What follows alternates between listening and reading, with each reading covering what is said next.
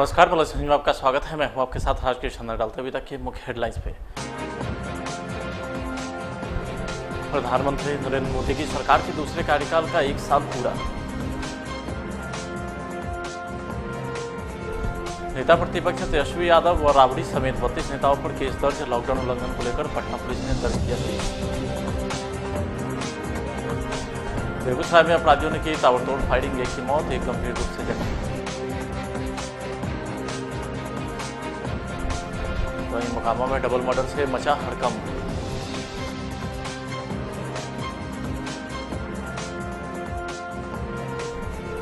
नवादा में लॉकडाउन के बीच बाढ़ बलाओं के नाच पर एफआईआर दर्ज।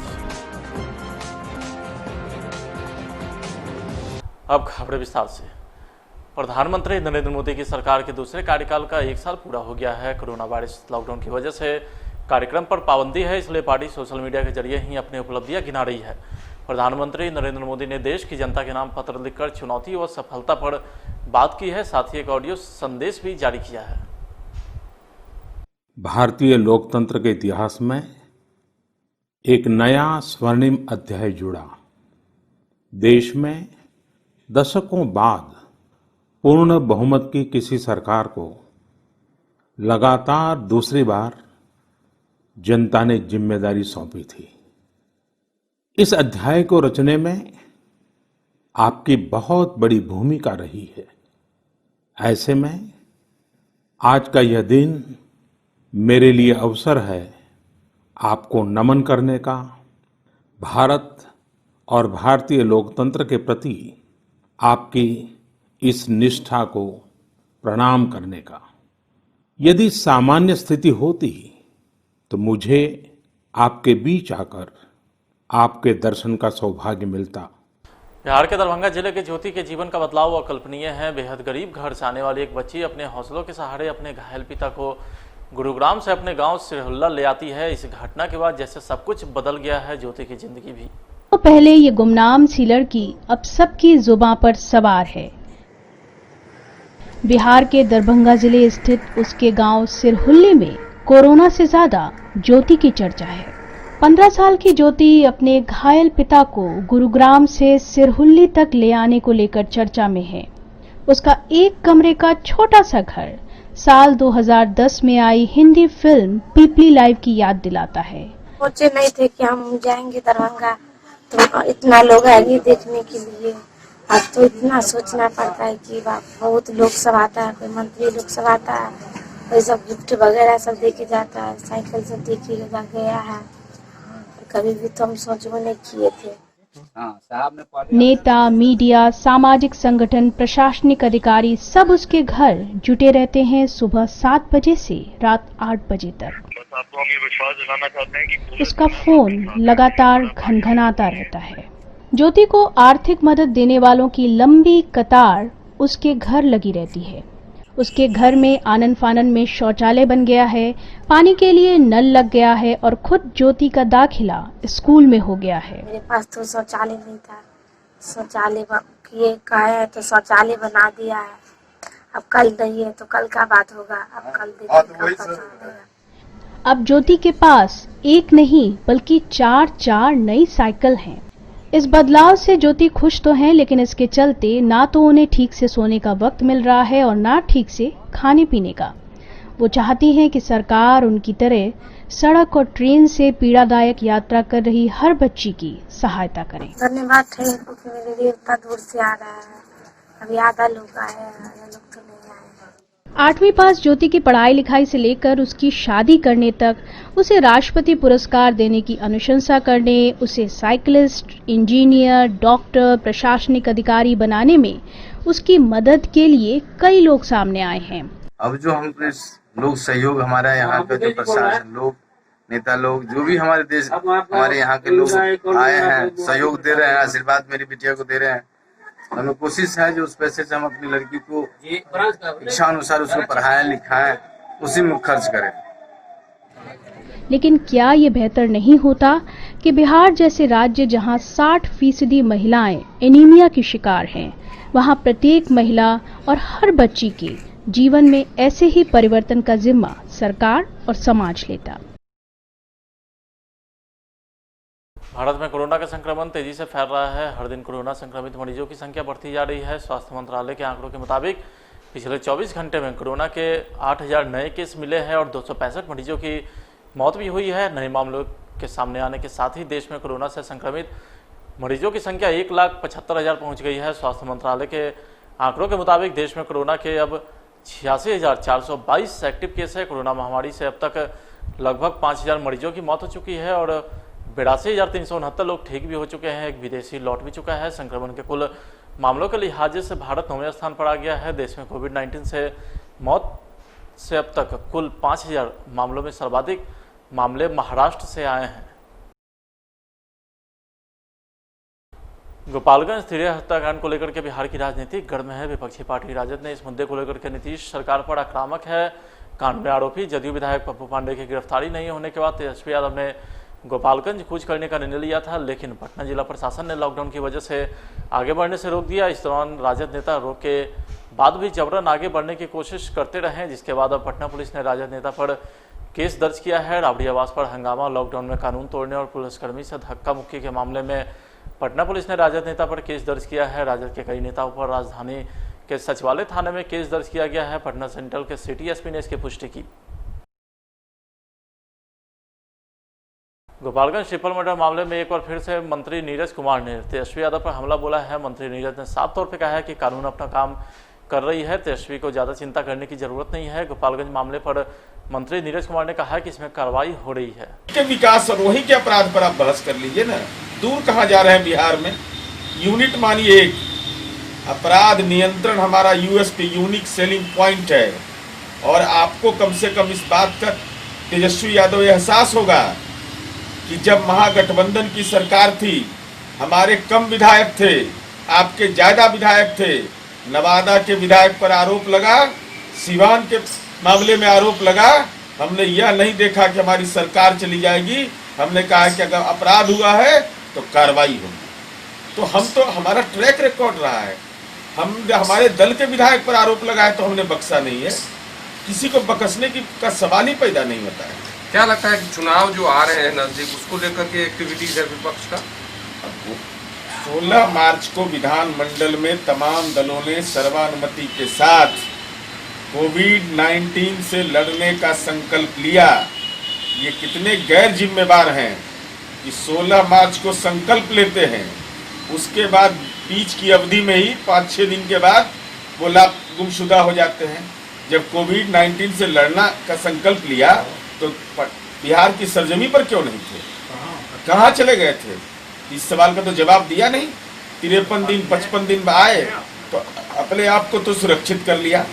अपने तो एसी रूम से निकले, एसी गाड़ी में चढ़ गए। कल अब विधायक उनके परिजन नहीं हैं, उनके समर्थक नहीं हैं, उनको संक्रमण का खतरा नहीं है, उनको धूप में छोड़ दिया। नवादा जिले के लॉकडाउन के बीच नाच के वायरल वीडियो मामले में पुलिस एक्शन में आ गई है। पुलिस न्यूज़ पर खबर चलाए जाने के बाद इस मामले में एफआईआर दर्ज कर ली गई है। वायरल वीडियो में साफ तौर पर देखा जा सकता है कि बाड़वाला जमकर ठुमके लगा रही है। वायरल वीडियो रोह प्रखंड के पंचायत के जवलालपुर गांव की बताई जाती है। उसी वायरल वीडियो के मामले में रोह अंचल के सीओ श्यामचंद्र प्रसाद और थानाध्यक्ष धर्मेंद्र कुमार यादव ने वायरल वीडियो की जांच के दौरान वीडियो सही पाया गया, जहां अंचलाधिकारी ने थाना में लॉकडाउन का उल्लंघन के मामले में प्राथमिकी दर्ज किया है। तो वहीं थाना प्रभारी ने बताया कि आवेदन के आधार पर शंभू सिंह के विरुद्ध प्राथमिकी दर्ज की गई है। लॉकडाउन में बेखौफ अपराधियों का मनोबल कहीं से भी कम होता नहीं दिख रहा है। बेगूसराय में लगातार हत्या का दौर जारी है। इस क्रम में एक बार फिर से गोलियों की तरतराहट से बेगूसराय गूंज उठा है। जब पुलिस प्रशासन को धता बताते हुए बेखौफ अपराधियों ने ताबड़तोड़ फायरिंग शुरू कर दी, जिसमें कि एक महिला की घटनास्थल पर ही मौत हो गई है, तो वही एक महिला गंभीर रूप से जख्मी है।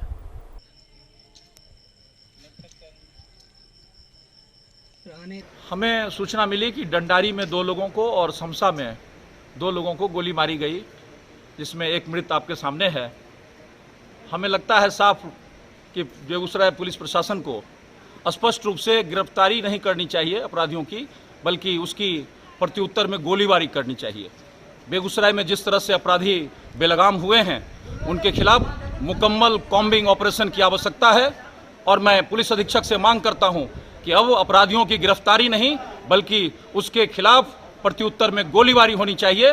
नहीं तो आम जनता जिस रूप में मारे जा रहे हैं, जिस रूप में एक सदा समुदाय की महिला जो आटा पिसा रही थी वो मारी जा रही है। जो महिला का सामने में एम्बुलेंस में घायल अवस्था में है उसकी लाश आई है। तो इस तरह से हम साफ कह सकते हैं कि बेगूसराय में अपराधी यदि बेखौफ हो गए हैं तो उनके खिलाफ मुकम्मल कार्रवाई होनी चाहिए, गिरफ्तारी नहीं बल्कि प्रत्युत्तर में उनके खिलाफ भी गोलीबारी होनी चाहिए। बेगूसराय में जिस तरह से अपराध का आंकड़ा बढ़ता चला जा रहा है, अपराधियों का मनोबल जिस तरह से लगातार बढ़ता चला जा रहा है, इस पे पुलिस प्रशासन की जो कार्यशीलता है इस पे क्या कहना चाहेंगे? हम साफ साफ कहना चाहेंगे कि पुलिस प्रशासन कोरोना में लगी हुई थी, लेकिन अपराधी यदि कोरोना के लॉकडाउन को तोड़ रहे हैं तो पुलिस को भी अपना लॉकडाउन तोड़ना चाहिए और अपराधियों के खिलाफ मुकम्मल कार्रवाई करनी चाहिए।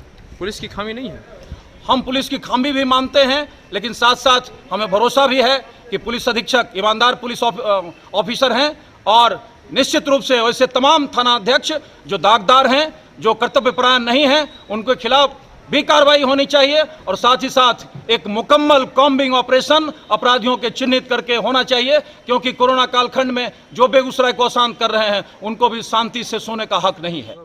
मधु यादव और रोशन यादव एगो और हाँ, कैसे क्या घटना हुई है? जी हाँ, नदी किनारे से गोली चलाते हुए सर आया, मिल के सामने आगे भी गोली चलाने लगा। नदी किनारे से जो आया 3 आदमी था, 2 आदमी बाहर से, मधु यादव था, दीपक यादव, रोशन यादव। तो गोली चलाते हैं फिर क्या घटना हुई? उनको सीना में लगे हमारी भाभी को, आयोग को जाम में लगा।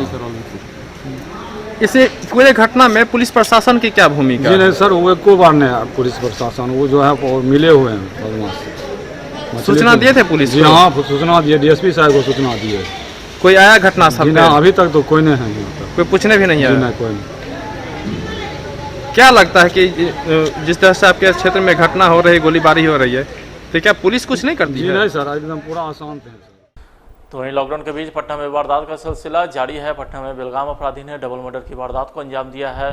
खबर के मुताबिक मोकामा टाल के घोसवाड़ी के मंधवा खंदा में गला दबाकर पीट कर 2 महादलित युवक की निशंक हत्या कर दी गई है। डबल मर्डर की यह घटना मध्य रात्रि की है। ग्रामीण की हत्या की घटना सुबह में मिली। गया जिला जनता दल के जिला प्रवक्ता श्रीकांत प्रसाद ने प्रेस बयान जारी कर कहा है कि राजद के 15 सालों के शासनकाल में कानून की हालत कितनी खराब थी यह पूरा देश और दुनिया के लोग जानते हैं। प्रवक्ता श्रीकांत प्रसाद ने बताया कि राजद शासनकाल में 1990 से 2005 के बीच भी 118 नरसंहार हुए, जिसमें दलित, पिछड़ा, अति पिछड़ा और समान समुदाय के सैकड़ों लोगों की निर्मम हत्या की गई है। पटना हाईकोर्ट ने 5 अगस्त 1997 को अपनी टिप्पणी कर कहा था कि राज्य में सरकार नाम की कोई संस्था का अस्तित्व नहीं है। राष्ट्रीय जन संभावना पार्टी के राष्ट्रीय अध्यक्ष उपेंद्र शैनी ने बताया कि कोविड-19 को देखते हुए पूरे देश में लॉकडाउन है, जिससे प्रवासी मजदूर बहुत बड़ी संख्या में लौटकर बिहार आ रहे हैं। इसके सामने रोजी रोटी की समस्या उत्पन्न हो गई है। इसलिए सैनी ने कहा है कि प्रवासी मजदूर को रोजी रोटी के लिए तालाब निर्माण करवा रहे हैं, जिससे उनकी रोजी रोटी चलेगी और रोटी, कपड़ा, मकान यहीं पर मिलेगा। जल जीवन हरियाली में भी मदद मिलेगी। कोविड-19 के मद्देनजर यहाँ पर प्रवासी मजदूर बिहार में बहुत लौट रहे हैं। यहाँ पर रोजी रोटी, खाने पीने की समस्या हो गया है। इसलिए सीतामढ़ी जिला के रीगा प्रखंड के पकरी गांव में तालाब का निर्माण करवा रहे हैं, जिसे प्रवासी मजदूर दिल्ली, बम्बई, कलकत्ता, मद्रास से लौटे हैं, उनको रोजी रोटी मिल रहा है और एक खाना पीना अपने परिवार को खिला सकता है। इसलिए हाथ से काम करवा रहे हैं ताकि अपने परिवार को भरण पोषण कर सके। साथ ही साथ जल जीवन हरियाली माननीय मुख्यमंत्री जी का ड्रीम प्रोजेक्ट है, उसके लिए भी फायदा होगा। इसलिए तालाब का निर्माण कर रहे हैं ताकि वातावरण संतुलित रहे। मोतिहारी के छौड़ादानो स्थानीय प्रखंड परिषद में शिक्षक संघ के जिलाध्यक्ष प्रमोद यादव एवं टीईटी संघ के जिलाध्यक्ष प्रियरंजन सिंह के नेतृत्व में शिक्षक ने वीडियो पर दुर्व्यवहार का आरोप लगाते हुए शारीरिक दूरी का ख्याल रखकर रोषपूर्ण धरना दिया। खाना खिलाना है या जो भी सुविधा देना है या उधार शिक्षकों के द्वारा मंगवा कर खिलवा रही हैं और पैसा मांगने पर कह रही है कि आप जब उस दिन व्यवहार में किए तो पैसा डीएम साहब भेजेंगे तो हम देंगे, नहीं भेजेंगे नहीं देंगे। खिलाना है तो खिलाइए, नहीं तो छोड़ दीजिए। अच्छा, उधार शिक्षक लोग जो लाए हैं प्रवासी मजदूर को खिलाने के लिए, क्या उसका पेमेंट वीडियो मैडम नहीं पेमेंट नहीं किया, पॉकेट से अपने कर रहे हैं? जी पॉकेट से सभी शिक्षक हमारे कर रहे हैं। ऐसा कोई नियम है क्या? नहीं है। तो हम इस बात पर बात किए हैं कि विभागीय कोई भी कार्य होता है तो उधार नहीं होता है। किसान का घर का जीरा मरीच का दुकान नहीं है, इस पर आग बबूला होकर के वीडियो का एक ध्वस्त बता रही है। अभी नए नए वीडियो है कि कह रही कि हम बीपीएससी से आए हैं और शिक्षक को अब अपना औकात में रहो, औकात के में बात करो। इस पर हमने शिष्टमंडल वार्ता के लिए आग्रह किया और गए तो चैम्बर से वार्ता नहीं करके और मर्यादित बात किए, जिसके चलते हम लोग मैंने आकर बाहर हम लोग धरना पर बैठ गए और इस सारी समस्या का समाधान हेतु हम जिला के आदरणीय डीएम साहब से आवेदन देकर मैं इस सभी समस्या का समाधान चाहते हैं और ऐसे वीडियो को इस छावड़ादानो प्रखंड में रहने का कोई औचित्य। पूर्वी चंपारण के पिपराकोटी थाना अंतर्गत एसएसबी 71वीं बटालियन और बिहार पुलिस के जवानों के संयुक्त ऑपरेशन में महिंद्रा सवारी गाड़ी में रखे 800 ग्राम नशीले पदार्थ मार्फिन के साथ एक युवक को पुलिस ने गिरफ्तार किया है। युवक की पहचान मोतीपुर थाना क्षेत्र के नीरज कुमार उर्फ आलम मुन्ना के रूप में की गई है।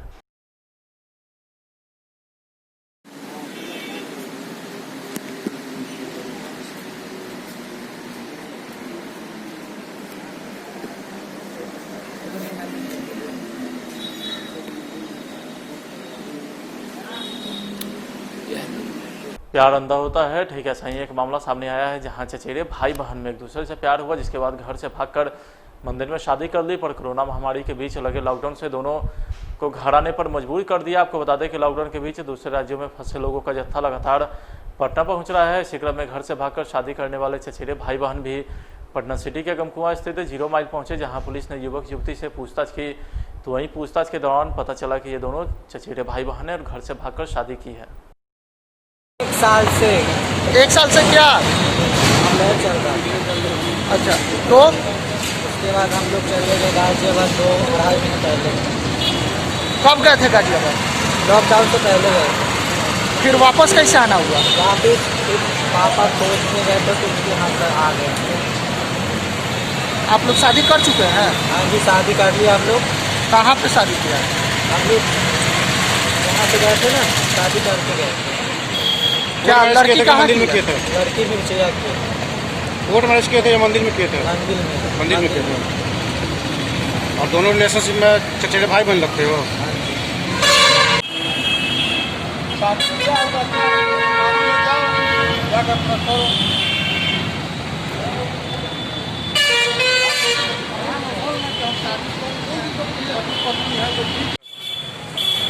जी सर, बाहर से लड़की बोलवाया, जो हमको मालूम है कि आप लोग बता रहे हैं। लड़की को लड़का को बाहर से बोलवाया, एक रात्रि घरे रुका, उसका कल होकर के गायब हो गया। ठीक है, लड़का को लेकर हम यहाँ तक जाते, जब गर्मा गर्मी उनके मुताबिक से हुआ तो हमको वहाँ जाना पड़ा। हम एक खोज के ला रहे हैं, ले जा रहे हैं। लड़का लड़की बालिग है कि नाबालिग है? लड़का लड़की बालिग है कि नाबालिग है? सर, उनका बालिग है, नाबालिग दोनों शादी कर चुका है। आपका क्या राय है? तो शादी कर रहे हैं तो रखना पड़ेगा ना, उसको दिलवा तो। लड़की के परिवार वाला राजी है? अब इनसे पूछना पड़ेगा ना। आप रखना चाह रहे हैं? ठीक है सर, हमको गलती काम कर लिया है बेटा, उसको मान के चलिए शादी कर लिया है तो हमको तो रखना ही है। दिलवा दे, हम बोली देंगे। लड़का लड़की दोनों चचेरा भाई बहन बताया जा रहा है। दोनों भाई बहन है चचेरा। क्या नाम हुआ आपका? दुखन महतो। हाँ, दुखन महतो। कौन है वो लड़का आपका? बेटा कहाँ के रहने वाले हैं? तो वहीं पटना सिटी के मेहंदीगंज थाना क्षेत्र के बेनासा के बाग इलाके में एक परिवार पड़ोसी के आतंक से घर के बाहर धरने पर बैठकर बिहार के मुख्यमंत्री और डीजीपी से सुरक्षा और न्याय की मांग कर रहा है। गौरतलब है कि शर्मिला देवी और बबलू उपाध्याय दोनों पड़ोसी है, लेकिन किसी बात को लेकर लगातार मारपीट होता है। यह मामला न्यायालय में भी चल रहा है, लेकिन शर्मिली को फिर भी बबलू का आतंक सहना पड़ता है। शर्मिली देवी को बबलू रड से बेरहमी से बुरी तरीके से मारपीट कर उसके पति के हाथ को भी तोड़ दिया, जिसके बाद छोटे छोटे बच्चों के साथ भी मारपीट कर उसे घायल कर दिया। जब इसकी सूचना पुलिस को दी तो थाना प्रभारी न्याय देने की बजाय इसके पति को ही जेल भेजने की धमकी दे डाली। के लिए लड़ाई हुआ है बताइए? हमारा लड़ाई हो तो बच्चा लोग को हटा के छोड़ देते हैं, ये पर गिल्टी हो गया है। खाली कहते हैं बाबू लोग को छोड़ दो बाबू। घर में घुस के चारों बेटा मारना शुरू कर दिया, सब को मार के डंगा दिया बाबू। हमारे यही का नाम है। हमारे ऊपर प्रशासन कर लिया, थाना नहीं कुछ हमको किया है। हम लोग भूखे प्यासे मर रहे हैं बाबू। हमारे एक बार का नहीं ना सर, एक बार का नहीं है, चौथा बार हो गया है। हम धरना पर बैठे हैं मेहंदीगंज थाना और बगल वाले जो हमको मारपीट किए हैं अभी तक अरेस्ट नहीं हुए हैं और न थाना वाला हमारा केस लिए हैं। और कोरा कागज पर लिखवा के जाने हमसे क्या उधर लिख के भेजे हैं हम ये सब नहीं जानते हैं सर। लड़ाई किस लिए होता था? लड़ाई हमेशा एक ही बात के लिए होता है, वो बड़े हैं हम छोटे हैं, हमारे घर में बार बार वो लोग घुस जाते हैं, कभी पाइप के बहाना तो कभी नल के पाइप के बहाना। और जब हम लोग बोलते हैं तो बोलते कभी लाइन बोलते हैं हमारा खराब है तो लाइन पूछते हैं कि पूछे नहीं है, लड़कियाँ नहाती है तो बोलता है तो नहाती है तो हम आए हैं ना, कुछ किए तो नहीं है। और अब बोला है हमको कि अब तुम लोग को मारे पीटे हैं, अब बेटियों का बारी है। किसको किसको पीटा है? मेरे पति को पीटा है, हमको पीटा है, गोतनी को पीटा है, देवर को पीटा है, सास को पीटा है, जेठ को भी चोट आया है। इसलिए दरवाजे पर तुम्हारा टकाए हैं हम? नहीं सर, हम नहीं जानते तुम्हारा कंट्रोल से खाना आता है। ये आवे से अच्छा लगता है सर, ये अच्छी चीज नहीं है ये नहीं, लेकिन हम कह रहे हैं कि हम नहीं जानते तुम्हारा। हम जानते हैं, हम कोरोना वाला 2-3 दिन खाना लेके खाए सर। बिहार में कोरोना योद्धा को सूबे के डीजीपी के द्वारा लगातार प्रोत्साहित किया जा रहा है तो वहीं इनका हौसला अफजाई भी किया जा रहा है। ऐसे ही भोजपुर की मशहूर प्लेबैक सिंगर वर्षा तिवारी को भी डीजीपी ने फोन कर उनके कार्य की सराहना की। दरअसल पिछले कई दिनों से वर्षा तिवारी रोहतास के डालमिया नगर में सड़क और मोहल्लों में घूम घूम कर लोगों को मास्क और सैनिटाइजर बांटने के साथ साथ अपने गीतों से लोगों को जागरूक भी कर रही है। तो वहीं कोरोना के संक्रमण से कैसे बचा जाए लोगों को बता रही है। मीडिया में खबर को देख करके डीजीपी गुप्तेश्वर पांडे ने खुद वर्षा तिवारी को फोन किया और उन्हें शुभकामना दी। कम आना जाना होता है लेकिन जी जी जी जी जी thank you sir, thank you जी सर। जी जी जी यहाँ के लोग भी बहुत मददगार हैं, हमारे कामों में बहुत मदद की है सर। नहीं सर, अकेले क्या हो सकता है सर, सब लोग मिलके किए सर। डीजीपी साहब ने फोन किया, सबसे पहले तो उनको बहुत बहुत थैंक्स, क्योंकि वो हमेशा से सबका प्रोत्साहन करते हैं। एक अच्छे डीजीपी होने के नाते वो अच्छा काम करते हैं। अभी लॉकडाउन में जितना वो काम कर रहे हैं शायद ही कोई बिहार का इतना बड़ा लोग काम कर रहा होगा, तो ये बहुत अच्छी बात है। और मैं यहाँ की बेटी हूँ, बिहार की बेटी हूँ, मेरा तो प्रोफेशन है, सिंगर हूँ मैं। सबके आशीर्वाद से, सबके प्यार से मैं यहाँ तक आई हूँ, तो कुछ दायित्व हमारा भी बनता है कि हम भी अपने शहर के लिए कुछ करें। सोच हर इंसान के दिल में एक सोच तो होनी चाहिए कि जब भी कुछ विपत्ति हो तो हमें आगे बढ़ के काम करना चाहिए। तो बस इसी चीजों को लेकर के उन्होंने जब चैनल पे देखा तो मुझे फोन करके बहुत सारी बधाइयां दी और बोले कि तुम ऐसे ही लगे रहो, काम करो, बहुत अच्छा है। तो थोड़ा ये अगर आप कुछ काम करो और कोई प्रोत्साहन करता है तो थोड़ी खुशी होती है, मनोबल बढ़ता है इंसान का। तो मैं तो अभी जो कर रही हूँ मैं करूंगी ही। मैं आगे भी ये सोच रखती हूँ कि हमसे जितना बन सकेगा अपने देश के लिए, अपने शहर के लिए। मैं खासकर मैं बिहार डेहरी ऑनसोन की रहने वाली हूँ, तो यहाँ के लोगों के लिए मैं कुछ करना चाहूंगी आपके आशीर्वाद से। समस्तीपुर जिले के रोसड़ा टाउन थाना क्षेत्र के अंतर्गत ढड्डा गांव के वार्ड नंबर 6 में 10 दिन पहले मंटून यादव की पत्नी को गांव के बाहुबली ने घर में जबरन घुसकर रेप करने का प्रयास करने लगा। जब इसका विरोध पति ने किया तो दबंगों ने मारपीट कर जख्मी कर दिया। सभी का इलाज अनुमंडल अस्पताल में चल रहा है। पीड़ित महिला जब इस घटना की सूचना रोसड़ा के टाउन थाना के पदाधिकारी को आवेदन दी, लेकिन स्थानीय पुलिस नजरअंदाज करते हुए इस मासूम महिला को इंसाफ देने में असमर्थ है। तो आपके साथ जो मारपीट किया उनको पहचानते हैं? जी, शिव कुमार यादव। और शिव कुमार यादव, बालो यादव, राकेश यादव, ब्रजेश, राजेश, हरे राम, उद्गार, ये वो रवीश। आपके साथ क्या क्या हुआ है? सर शिव यादव हम 4 बजे भोर में केवाड़ ढक करके हम बाहर निकल लिए। अच्छा, देख लिए शिव यादव रहे, ठीक है, जोर जबरदस्ती करके हल्ला कर लिए। हाँ, तो भाग गए। हाँ, भाग गेला के बाद हम लॉकडाउन के सबसे ज्यादा मार फुटपाथी दुकानदारों पर पड़ी है और साथ ही साथ रेहड़ी पटरी वालों पर भी इसकी मार देखने को मिली है। सासाराम का बसंत गुप्ता जहां पिछले 15 सालों से सड़क किनारे नाश्ता का दुकान लगाता था, आज वह तरबूज बेच रहा है। बसंत बताता है कि कई सालों से सासाराम के प्रभाकर मोड़ पर चाय नाश्ते की दुकान लगाता आ रहा है। सुबह शाम उसके दुकान पर ग्राहक की भीड़ रहती है। लॉकडाउन में इन लोगों को जब कोई मदद नहीं मिली तो जमा पूंजी थी वह सब खाकर खत्म हो गया। ऐसे में अब नाश्ते की दुकान खोलने की अनुमति नहीं मिली तो बसंत फल बेचना शुरू कर दिया।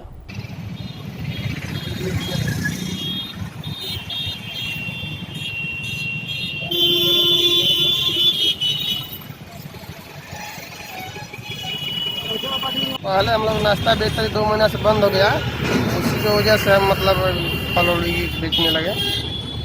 क्यों बदल दिए? सर प्रॉब्लम है, मतलब दिक्कत है, इसीलिए बदल दिए। लॉकडाउन में मतलब दुकान खोलना नहीं है, नाश्ता पानी के होटल, इसीलिए दिक्कत हो रहा था जी।